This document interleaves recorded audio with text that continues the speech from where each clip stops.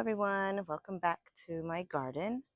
I know it's been a while, but here we are, November 1st, and my roses are appreciating the cooler weather. I am trying to beat the sunlight because it's getting dark pretty quickly, but I have time today and I wanted to show you guys how the garden is doing. This pink rose right here is Mrs. B.R. Kant. She is looking beautiful. Lots of blooms, very healthy. She does really, really well over here. This is the one that I always say every Floridian needs one of these at least. And then this one over here is Bathsheba. This is a David Austin rose. She is a climber. So she is actually on my arch over here on this side. And then on this side, I have the Impressionist, which is just starting to bloom, but can't get up that high. So I'll have to show you those another day. So this is Mrs. B.R. Kant. Again, beautiful rose. And then we have Mrs. Princess Charlene de Monaco. One lonely bloom, but they're coming. Slowly but surely, they're coming. And here's the rest. I cut back my roses back a while ago, so they're starting to come out. They were a little in shock from Hurricane Milton, but slowly but surely they're coming back. This is Purple Prince. And above Purple Prince is the Generous Gardener. Generous Gardener is a beautiful rose, but there is one bad thing about it, and it's that every time it rains, the petals just completely drop. It's my only complaint about this rose. It's beautiful, but petals are not strong at all. This morning it was full of blooms, and you can see they've all kind of just shattered away.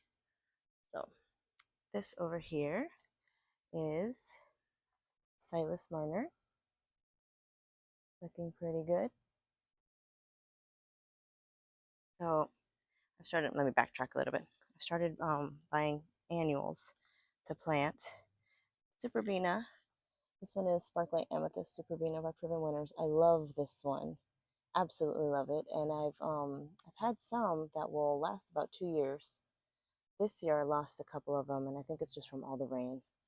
Then of course we have one of the Supertunias that I think do the best over here is the Bubblegum Vista, I believe. As you can see, I haven't planted any of them. I've just kind of placed them where I want them. I'm going to do another Superbena over here. And then if you've seen my previous videos or even on Instagram, you know I love this one also. I think this one is this Lollipop Verbena. Let me see if I have the tag over here. It's over here. Meteor Shower Verbena. Sorry. It's Meteor Shower. Does really well here also. And let me turn around again.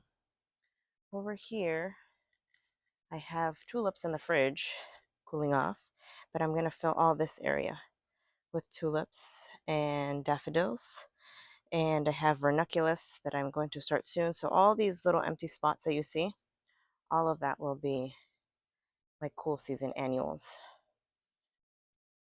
And then this pretty lady right here is Sweet Drift. Always does really well. Really, really well. And we have Abraham Darby that likes to nod. Let me get down so you guys can see it. So pretty, and it smells so good. So good. That's the only thing. It nods a bit. So this is my Mexican flame vine that I have been suffering because it has not been blooming at all. But it finally has some buds. So once it starts flowering, I will show you. Let me see if I can get closer. Oh, but they're like little orange flowers, little orange clusters everywhere. And then over here, I have some more annuals. These are going to be potted in my pots in front of the gate. So I'll show you in a minute where these are going to go. But I'm going to do these three, and then the other side will be the same. Then we'll go over here. I have lots of Superbena and Supertunias that I'm going to be planting over here. This one, I believe, is, let's see, Supertunia Vista Paradise. So from fall to like about May, I would say, May, depending on the year, maybe June, is when the super petunias actually do the best for us here in Florida. Super petunias, super beanas. We enjoy all those now just because it's cooling off and it's not so hot, so they would last a little longer. This is dianthus. Swallowtail butterflies love this one. So I had Frances Malin right here. She died, unfortunately. And it seems that every rose that I put there dies, so I give up. We're going to take the rose out, and I'm going to put, this is a native grass. This is muley grass. It's starting to go in bloom, but once it fills out, it looks beautiful. It's like a little pink cloud of plumes. And then I have Texas sage, which has these little purple blooms. It doesn't have any right now, but all this loves the heat. So I don't think it'll be a problem. I just think this gets really, really hot in this corner because the heat radiates from the wall. So I'm just trying to switch it up and see if these last. This is Santa Barbara sage. That one does really well here. And I have a random gomphrena that grew right there. Don't even know where that came from. I had that about 2 years ago. So more supertunias, superbena, and then again, roses are doing well. This one is Belinda's Dream, doing really well. And as you can see, it rained a little while ago. So this one over here next door is Plum Perfect. One there. And then this is a mum. It's looking a little rugged, but she's about to bloom also. A little late, but she has some buds. Sorry if my hands are all dirty. I was planting stuff also. All right, let's get over here because it's starting to get dark. I'm afraid we're going to run out of sunlight. Oh, that's a pretty bloom from the Generous Gardener. See? All right, let's go through the gate. And I'm going to show you over here my little new area. So if you go back probably to a couple videos, you'd notice this looks completely different. I had a Thryallis right there in that corner. I had a firebush over here. The bird bath was actually over there. So I've moved things around. With the hurricane, some things got damaged. The Thryallis had a lot of broken branches, and so I just decided to take it out. And don't mind my fence. I know I have to wash it off. So I decided to clear it out and just kind of start new. So we took the Florentina rose, which is this one. It was in a pot on that side next to the bench. And we actually just planted it right there. And I'm going to tell you the reason why I planted it there is because I don't like to have red in the garden, in the fence. If you notice, everything is kind of like pink, apricot, purple, or white. I don't like to have red, but my husband loves that rose. And we have a prior video from last spring where Florentina was blooming in that corner and he absolutely loved it. So I feel like we get the best of both worlds because technically she's on this side of the fence, so she'll bloom here and maybe some will spill over that way also and make him happy. So that's Florentina rose, and these two here are called Zabrina Malo. I think of them as kind of like a little mini hollyhock. They get about 36 to 48 inches, so they should fill up that space nicely. This is Pugster Blue butterfly bush from Proven Winners. See the little blooms.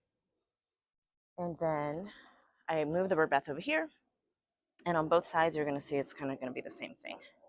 I'm not going to go through all the plants specifically because I'm going to make another video and I'll show you all the plants. But we have some salvia on both sides. We have some supertunias right there. That is a blanket flower. And then that's a superbena. That's there. So those are the same over here. I have some celosia that have self-seeded right here. Those are from Floret Flower.